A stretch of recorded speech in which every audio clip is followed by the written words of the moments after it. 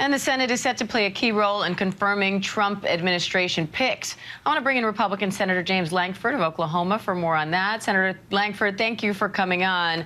Let's talk about Christopher Wray first. What's your reaction to hearing Wray's announcement that he'll resign before President-elect Trump takes office?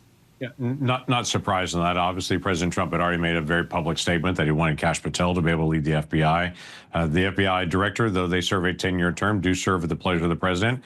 As everyone remembers, that President Trump also removed Jim Comey from office in the FBI and put in Christopher Wray 7 years ago. So President Trump's done this before. He was uncomfortable with Christopher Wray, saying he ordered the search of his house at Mar-a-Lago. He was pretty upset about that. There were things that came out with the FBI where, like, they released a statement saying that traditional Catholics may be terrorist threats. A lot of people were very upset about that. Then that was retracted.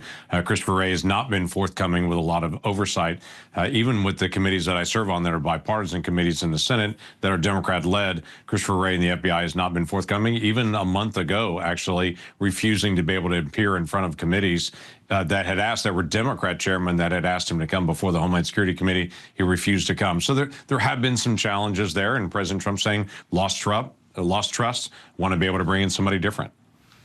Now, you're on the Senate committees for Finance, Homeland Security, and Governmental Affairs, and the Select Committee on Intelligence. So will you support President-elect Trump's picks to lead the FBI, the Pentagon, and the Director of National Intelligence?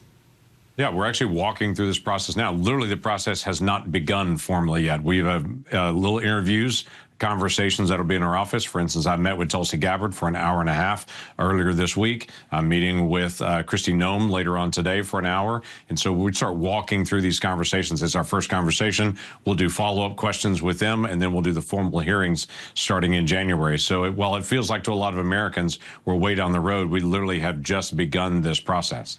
With that understanding, I know you guys are just beginning. Do you have any concerns about those nominees going into this process?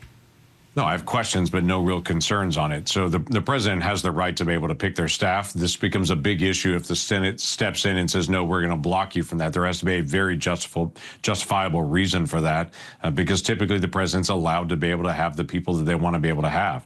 It's pretty rare to actually have them voted against from either party on it, because there's a deference to that. I get to pick my own staff that actually works for me. The president has the deference to do that, but the Senate does have a constitutional role to be able to step in and say, we see a major problem here, and we're just not going to give consent to that. But that's very, very uncommon, actually.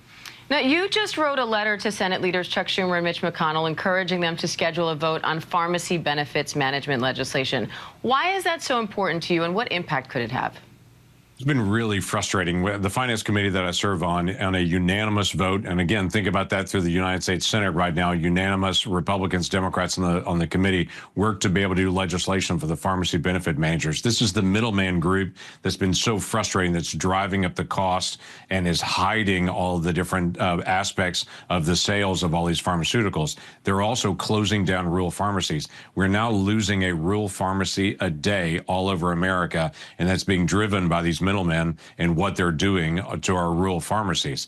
So on a bipartisan basis, we stepped out and said we want to be able to address this.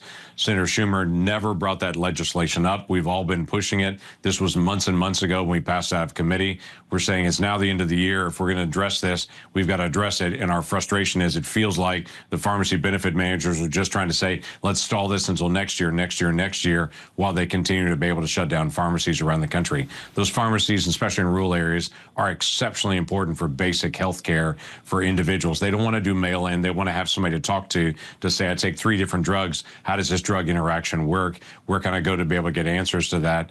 And when PBMs say, nope, mail order, or we're closing you all down, that's a problem for those folks.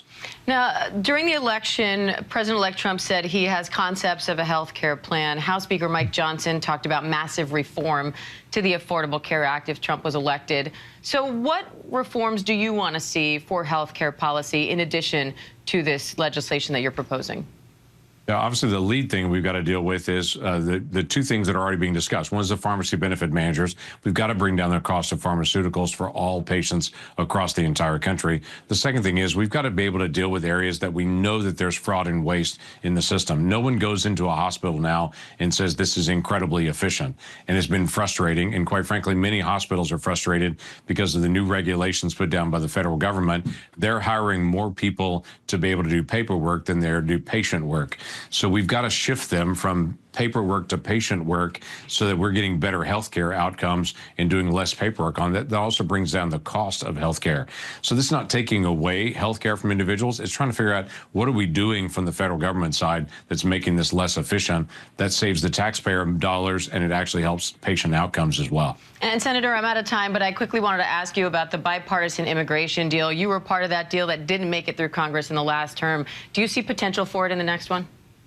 Yeah, half of that bill was actually limiting funding to the Biden administration until they actually used the authorities they already had. Obviously, that part is not going to be needed. No one's afraid President Trump is not going to enforce the border. He is going to enforce the border, which Americans have asked him to do, which I'm grateful for. The second part of it dealt with the asylum loophole. That has to be addressed by Congress.